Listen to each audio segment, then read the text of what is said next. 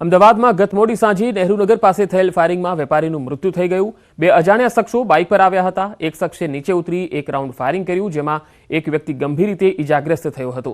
તેમને સારવાર માટે હોસ્પિટલમાં ખસેડાયો છે। તેનું સારવાર દરમિયાન મોત થયું। ફાયરિંગની ઘટનાના સીસીટીવી ફૂટેજ સામે આવ્યા। બીજી તરફ હત્યારો પકડાય નહીં ત્યાં સુધી મૃતદેહ સ્વીકારવાનો પરિવારે ઇનકાર કર્યો છે। એક માસ પહેલા 14 ઓક્ટોબરના રોજ પણ બદાજી મોદી પર હુમલો થયો હતો, જેના પણ સીસીટીવી સામે આવ્યા। ત્યારે પરિવારજનોએ પોલીસ પર આક્ષેપ કર્યા। પોલીસની ઢીલી નીતિના કારણે પરિવારમાં પિતાનું મૃત્યુ થયું હોવાનો આરોપ લગાવ્યો। અગાઉ 14મી તારીખે પણ અંગત અદાવતમાં પિતા પર છરી વડે હુમલો કરવામાં આવ્યો હતો। એ સમયે પોલીસ કેસ થયો હોવા છતાં પોલીસ દ્વારા ધ્યાન ન અપાયું હોવાનો આરોપ છે।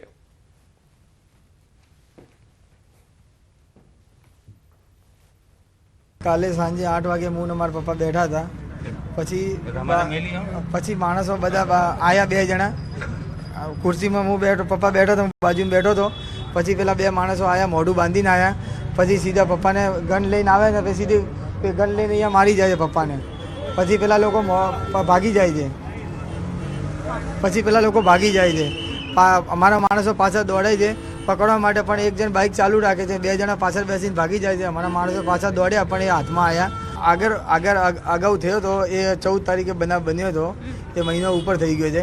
પણ અમને સાહેબે કીધું હતું કે તમારે કાર્યવાહી અમે કરીએ છીએ, તપાસ કરીએ છીએ, પણ હજી કે થઈ નથી કાર્યવાહી। તો આ પહેલાં કાર્યવાહી થઈ ગઈ હોત તો આ બીજી વાર અમારા બનાવ ના બનત। પોલીસ પ્રશાસને 14 તારીખે જે હુમલો થયો એના પછી અગર ત્વરિત પગલાં લીધા હોત અને આરોપીઓને સળિયા પાછળ ધકેલી દીધા હોત તો આજે કાકા બેઠા હોત અને બીજી વાર આવી હિંમત ના કરત। એટલે પ્રશાસનને મારી નમ્ર વિનંતી છે કે જલ્દીથી જલ્દી આરોપીઓની ધરપકડ કરી જેલના સળિયા પાછળ મોકલે અને પીડિત પરિવારને ન્યાય અપાવે। અમદાવાદ શહેરમાં વધુ એકવાર કાયદો અને વ્યવસ્થા સામે સવાલ ઉઠ્યા। જાહેરમાં લાકડી અને દંડા લઈ અસામાજિક તત્વોનો આતંક જોવા મળ્યો। ઈસનપુર 4 રસ્તા પર અસામાજિક તત્વોના આતંકનો એક વિડીયો વાયરલ થયો છે। બે જૂથ સામસામે આવી ગયા, બંને વચ્ચે ઘર્ષણ થયું। પોલીસને ચકમો આપીને આ તોફાની તત્વો ભાગી પણ છૂટ્યા। બે જૂથો વચ્ચે થયેલી બબાલમાં લાકડીઓથી મારામારી દરમિયાન પોલીસ પહોંચી, પરંતુ અસામાજિક તત્વોને પકડી ન શકી। નારોલ નજીક આવેલા રાધેકિશન બિઝનેસ પાર્ક પાસેનો આ વિડીયો હોવાની ચર્ચા છે। પીસીઆર વાનમાંથી પોલીસ કર્મીઓ ઉતરી ગયા, પરંતુ તે પહેલા તો તોફાની તત્વો ચકમો આપીને ફરાર થઈ ગયા।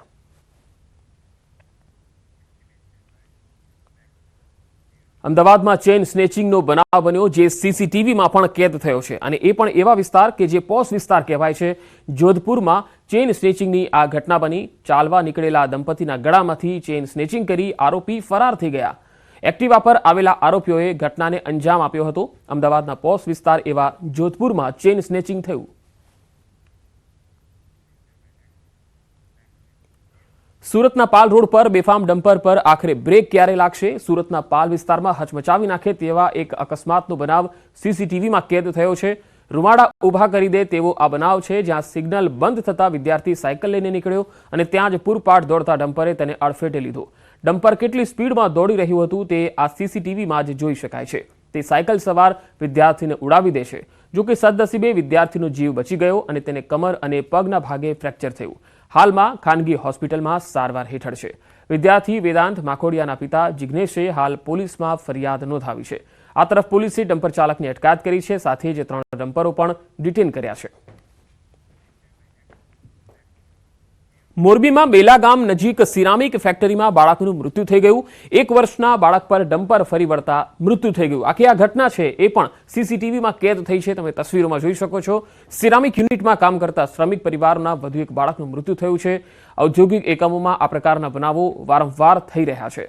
શ્રમિક માતાએ પોતાના બાળકને એકલું રમતું મૂક્યું અને કામે ગઈ ત્યારે આ બનાવ બન્યો। ડમ્પર ચાલક વિરુદ્ધ મોરબી તાલુકા પોલીસે ગુનો નોંધ્યો છે।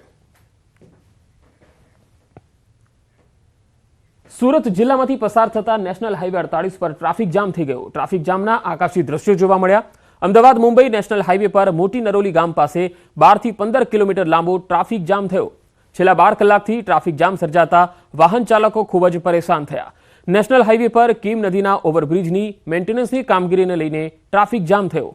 નેશનલ હાઈવે વિભાગની કામગીરીને કારણે વાહન ચાલકોને ખૂબ જ હાલાકી પડી। વાહનો રોંગ સાઈડમાં ન ઘૂસે તે માટે દરેક કટ પર પોલીસ તૈનાત કરવામાં આવી।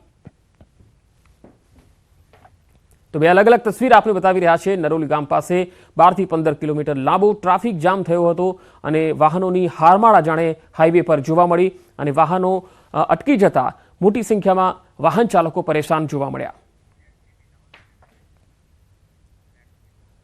દાહોદ જિલ્લામાં નકલી એનએ હુકમનો જે મામલો હતો, કલેક્ટરે બનાવેલી સમિતિમાં અનેક ભેદ ખુલી ગયા છે. બાકી રહેલા 85 માંથી 76 સર્વે નંબર નકલી હુકમથી એનએ કરાયા. 9 સર્વે નંબરના જ હુકમો સાચા નીકળ્યા. તાલુકા પંચાયત અને સિટી સર્વેના નકલી હુકમો મળી આવ્યા.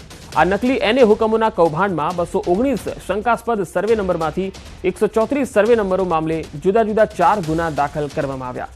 બાકી રહેલા 85 સર્વે નંબરના કાગળો જ નહીં મળતા હોવાની વાતથી અનેક ચર્ચાએ જોર પકડ્યું છે.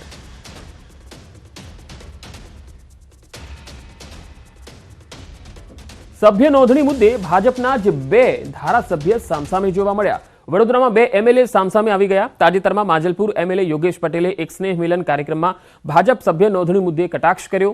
એમએલએ ચૈતન્ય દેસાઈ પર કટાક્ષ કરતા કહ્યું કે અકોટામાં વધુ સભ્યો બન્યા એ તપાસનો વિષય છે.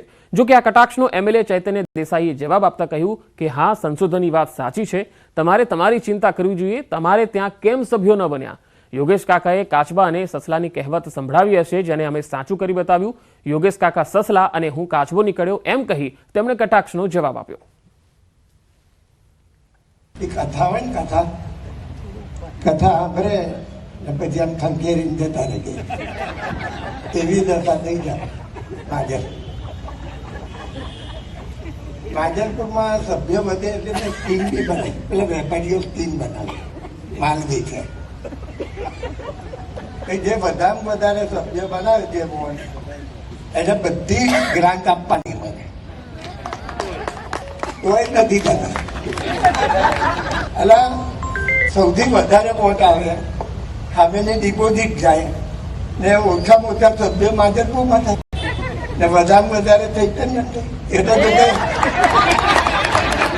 એ તો તપાસનો વિષય છે. મોટા નેતા એવું કીધું કે અકોટા વિધાનસભામાં સંશોધનનો વિષય છે કે હવે આટલા બધા કાર્યકર્તા લોકોએ પ્રાથમિક સભ્ય કર્યા કેવી રીતે. એવું વાત તો સાચી છે, સંશોધનનો વિષય છે, પણ સંશોધનનો વિષય એવો છે કે તમે તમારી પોતાની ચિંતા કરો કે તમારા ત્યાં કેમ નહીં થયા. બરાબર.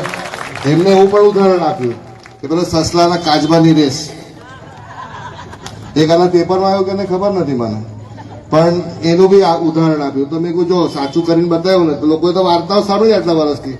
કોઈ જોઈ છે રેસ? હવે તો કાચબા અને સસલાની રેસ બી કરીને બતાવી સાચી. યોગેશ કાકા કે હું સસલો, સોરી નામ બોલ્યું.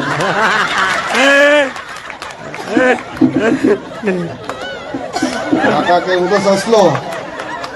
આ મારા બેઠો કે ધીરે ધીરે ધીરે કરીને પાસ થઈ ગયો. મેં કહું હા, એ તો અમારી આવડત છે, એવું હવે કરતા જ હોય છે ધીરે ધીરે, પણ આગળ સૌથી આગળ જવાનું. મોરબી જિલ્લા પંચાયતના ચેરમેનનો એક વિડીયો વાયરલ થયો. મત આપો તો કામ થશે, નહીં તો કામ માટે આવવાનો અધિકાર નથી, એવું તેઓ વિડીયોમાં કહેતા દેખાઈ રહ્યા છે. આવો સાંભળી તેમણે શું કહ્યું. આ વખતે ચૂંટણી આપણે કોઈને મત દેવાનું થતો નથી. જ્યાં લગી પણ જો એવું થતું નહીં, જ્યાં લગી રોડ નહીં થાય ત્યાં લગી નહીં. આની પહેલા ચૂંટણી આવી હતી ત્યારે અમને એમ કઈ જતા કીધું હતું તમે અમને નો આપો માંગીએ તો મળી ગયા. પણ આની પહેલા જ્યારે આપણે કીધું હતું તમે અમને નો આપો મારી તમે મને કઈ આપ્યું હોય બેન તો તમે મારી પાસે તમારી વાત સાચી. અમે ગઈ વર્ષે ચૂંટણી ગઈ ને ત્યારે અમે કીધેલું જ હતું, કીધું ચૂંટણી અમને જેટલી સોસાયટીમાં જઈએ ને એ બધે કરી દીધું. અમે એવી મહિલા બોલી એટલે કઈ વાંધો નહીં. તમે કીધું તો કઈ વાંધો નહીં, આપણે 6 મહિના રાહ જોઈ જશે. આપણે આદિવાસી નેતા ચૈતર વસાવાની ભીલ પ્રદેશ રાજ્યની માંગણીનો જે મામલો છે, ભાજપ સાંસદ મનસુખ વસાવાએ અલગ રાજ્યની માંગને નકારી. મનસુખ વસાવાએ કહ્યું કે અલગ રાજ્યની વાત ભૌગોલિક દ્રષ્ટિએ શક્ય નથી. આદિવાસીઓના દરેક પ્રશ્નો કેન્દ્ર અને રાજ્ય સરકાર ઉકેલશે. અમે અલગ રાજ્યના સમર્થનમાં નથી. ટ્રાઇબલ અને અલગ જે રાજ્યની જે વાત છે એ ભૌગોલિક દ્રષ્ટિએ પણ બરોબર નથી. અને આજે ભારતીય જનતા પાર્ટીના શાસનની અંદર આદિવાસીઓના ઘણા બધા પ્રશ્નો આજે ભારતીય જનતા પાર્ટીના સરકાર ઉકેલી રહી છે. અમદાવાદની ખ્યાતિ હોસ્પિટલ કાંડનો વિવાદ શમવાનું નામ નથી લઈ રહ્યો, ત્યારે ખ્યાતિ હોસ્પિટલની બેદરકારીનો વધુ એક કિસ્સો સુરેન્દ્રનગરમાં સામે આવ્યો, જેમાં બજાણા ગામના આધેડનું ખ્યાતિ હોસ્પિટલના તબીબોની બેદરકારી ભરી સારવારથી મોત થયાનો દાવો કરાયો. મૃતકના પરિવારે ખ્યાતિ હોસ્પિટલના તબીબ સામે આવા ગંભીર આક્ષેપ કર્યા. પરિવારના જણાવ્યા મુજબ ગત તારીખ 4 ઓક્ટોબર વિનાયકપુરા ગામે અમદાવાદની ખ્યાતિ હોસ્પિટલનો કેમ્પ હતો, જેમાં પીએમજે કાર્ડ ધરાવતા ગણપતભાઈને શરીરમાં એક નળી બ્લોક હોવાનું જણાવી ઓપરેશન માટે બોલાવવામાં આવ્યા. જોકે ઓપરેશનની પરિવારે આનાકાની કરતા આયુષ્યમાન કાર્ડ હેઠળ ઓપરેશનનો કોઈ પણ ચાર્જ નહીં લાગે તેમ સમજાવી ગણપતભાઈનું એન્જિયોપ્લાસ્ટીનું ઓપરેશન કરી દેવાયું. ઓપરેશન કરતા ગણપતભાઈની તબિયત બગડી ગઈ. ત્યારબાદ અમદાવાદની સિવિલમાં ખસેડાતા ગત 4 નવેમ્બરે સારવાર દરમિયાન ગણપતભાઈનું મોત થયું. આ અંગે સિવિલના તબીબોએ કહ્યું કે દર્દીનું અયોગ્ય રીતે ઓપરેશન કરવાથી મોત થયું છે. આ બાબતે પોલીસને પણ જાણ કરવા છતાં કાર્યવાહી ન કર્યાનો મૃતકના પરિવારજનોનો આરોપ છે. પોલીસે જો યોગ્ય કાર્યવાહી કરી હોત તો અનેકના જીવ બચી જાત. ત્યાં કેમ્પ આવેલો ખ્યાતિ હોસ્પિટલનો 6 તારીખે, એટલે કેમ્પમાં તપાસ કરાઈ, એટલે કે વધુ તપાસ કરાવી હોય તો કે તમે હોસ્પિટલ આવો, અમારી ગાડી આવશે. એટલે પછી બીજા દિવસે ગાડીમાં ગયા અને ત્યાં તપાસ કરાઈ અને એન્જિયોગ્રાફી કરી અને તરત એમને કીધું કે આમાં નળી બ્લોકેજ છે તમારે, એટલે કે સ્ટેન્ડ મૂકવું પડશે. સિવિલમાં લઈ ગયા પછી સિવિલના ડોક્ટરોને તપાસ કરતા એમના અભિપ્રાય મુજબ, એમના કહેવા મુજબ કે ભાઈ આનું જે ઓપરેશન કરવામાં આવ્યું છે એમની બેદરકારી હોય કે ગમે તે હોય, પણ આમનું તબિયત એના કારણે લથડી છે. એટલે સિવિલમાં 11 દિવસ માટે એમને સારવાર કરી. સારવાર દરમિયાન એમને 11મા દિવસે મૃત્યુ પામ્યું હતું. આ ખ્યાતિ હોસ્પિટલના ડોક્ટરોની બેદરકારી, પીએમ યોજનાનો લાભ લઈ ગરીબ માણસોને લૂંટવા માટેનો ઈરાદો. ખ્યાતિ હોસ્પિટલની બેદરકારી સામે આવતા મહેસાણા આરોગ્ય વિભાગ સક્રિય થયું. જિલ્લા આરોગ્ય અધિકારી કડી તાલુકાના ગામડાઓમાં ફરી તપાસ કરી રહ્યા છે. આરોગ્ય વિભાગની તપાસ બાદ ચોંકાવનારી વિગતો સામે આવી. ખ્યાતિ હોસ્પિટલે અત્યાર સુધી કડી તાલુકાના 9 ગામોમાં કેમ્પો કર્યા. બોરીસણા, ખાવડ, ડરણ, વાઘરોડા, કોલાદ, લક્ષ્મીપુરા, ખંડેરાવપુરા, કાણજરી અને વિનાયકપુરામાં કેમ્પ કર્યા. હજુ પણ મહેસાણા આરોગ્ય વિભાગની ટીમ તપાસ કરી રહી છે. ખ્યાતિ હોસ્પિટલ દ્વારા એમના જે કડીના જે ગામો છે એમાં લગભગ 9 જેટલા ગામો, જેમાં કણજરી, બોરીસના, ખંડેરાવપુરા, લક્ષ્મણપુરા, વાઘરોડા, કોલાદ, ડરણ, ખાવડ અને વિનાયકપુરા, આટલા 9 ગામોની અંદર અમારી પાસે અત્યારે જે અમે માહિતી છે, છેલ્લા 3-4 દિવસ અમારી જે ટીમો ફરે છે એમાં અમને જે માહિતી મળી એ પ્રમાણે આટલા ગામોમાં અમને કેમ્પો કર્યા. 70 વર્ષથી વધુ વયના વૃદ્ધો માટે આયુષ્યમાન કાર્ડની યોજના અમલમાં મૂકવામાં આવી છે, જેથી આવા વડીલોને પોતાની સારવારનો ખર્ચ ઉઠાવવો ન પડે. જૂનાગઢ ખાતે ધારાસભ્ય, વહીવટીતંત્ર તેમજ મનપાના સંયુક્ત ઉપક્રમે આ કાર્ડ માટે કેમ્પનું આયોજન કરવામાં આવ્યું, જેમાં ખૂબ મોટી સંખ્યામાં વડીલો આયુષ્યમાન કાર્ડ કઢાવવા માટે ઉમટી પડ્યા હતા.